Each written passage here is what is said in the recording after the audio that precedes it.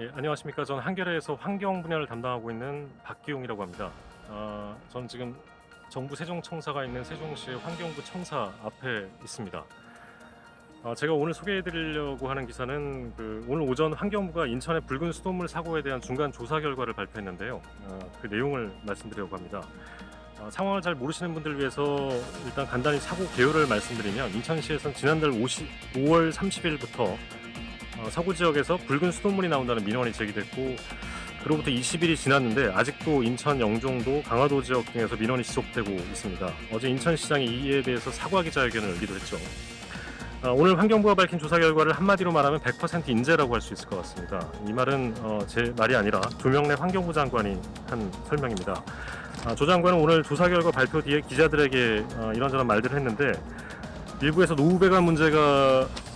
노후배관 때문이라는 얘기가 있는데 그것이 아니고, 인천 상수도 사업본부가 수계 전환을 아무 생각 없이 했다.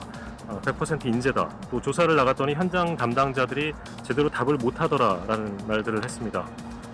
이 사고 원인을 살펴보면요, 수계 전환을 하면서 사전 대비와 초동 대처가 미흡했던 게 핵심이라고 할 수 있습니다. 수계 전환이라는 건 쉽게 말해서 물이 흘러가는 길을 바꾸는 걸 말하는데요. 원래 인천 서구 지역에 상수를 공급하는 공천 정수장의 물은 한강의 상류 쪽, 그러니까 이 서울 송파구 풍납동에서 한강물을 취수해서 공급합니다. 중간에 마포 성산동에 있는 가압장을 거치는데, 이 풍납 취수장과 성산 가압장이 전기시설 점검 때문에 몇 시간 동안 가동을 중단하는 동안 인천 남동구에 있는 수산정수장에서 물을 끌어왔던 건데, 그 과정에서 문제가 생긴 겁니다.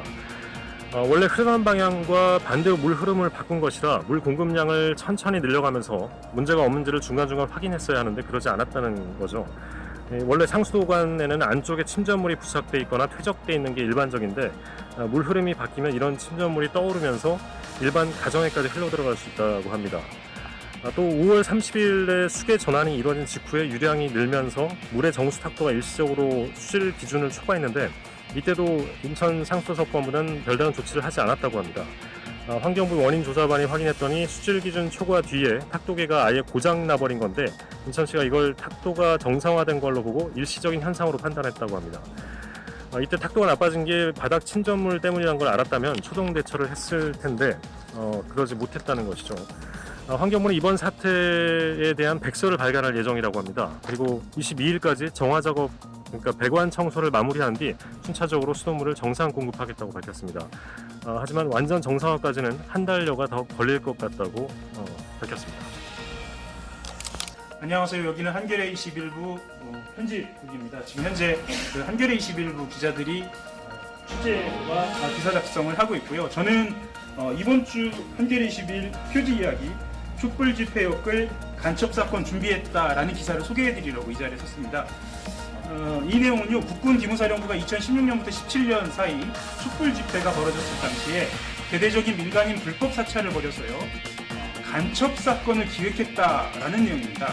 당시 혹시 기억하시는 분들은 기억하실 텐데요. 계엄령 문건을 국군 기무사령부에서 기획하고 있었고요. 그 이면에서는 공안 정국을 조성하기 위해서 간첩 사건을 기획했다라는 내용입니다. 특히나 주목할 만한 내용은 조총련과 관련되어 있는 연관성을 부각시키면서 당시에 만난 정치인이라든가 종교인, 그리고 시민단체 관계자들까지 엮어서 대대적으로 간첩 사건을 기획한 거 아니냐라는 의혹을 가지고 취재를 했고요. 그것이 확인되어서 보도를 한 것입니다. 관련해서 몇 가지만 좀 설명을 드리면요. 기무사령부는 국민행동의 상임대표인 함세영 신부를 그 중심에 놓고요.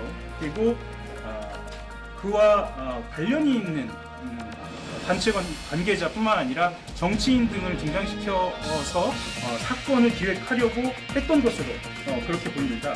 특히나 이 기획이 문제가 될 수 있었던 것은요, 지난해에 있었던 기무사 개혁의 국면에서 이 간첩기획 사건을 등장시켜서 기무사령부가 다시 한번 그 개혁을 반대하려는 흐름을 보였다는 겁니다. 그리고 지금 현재 기무사령부는 국군 안보지원사령부로 바뀌었는데요. 국군 안보지원사령부 사령관이 공석인 상태에서 최근에 기억하실지 모르겠습니다만 보수적인 이념 공세가 지속되는 국면에 과거에 본인들이 했었던 기획했던 사건을 다시 한번 공개해서 공안적으로 한번 꾸며보는 게 어떻겠냐라는 분위기도 있었던 것으로 보입니다. 한 2달 정도 취재를 했고요. 관련해서 저희가 이번에 1267호 표지 이야기로 이렇게 배포된 상황이니까요. 많이들 읽어주시기 바랍니다. 그리고 온라인이나 영상으로도 계속 만나뵙도록 하겠습니다. 감사합니다.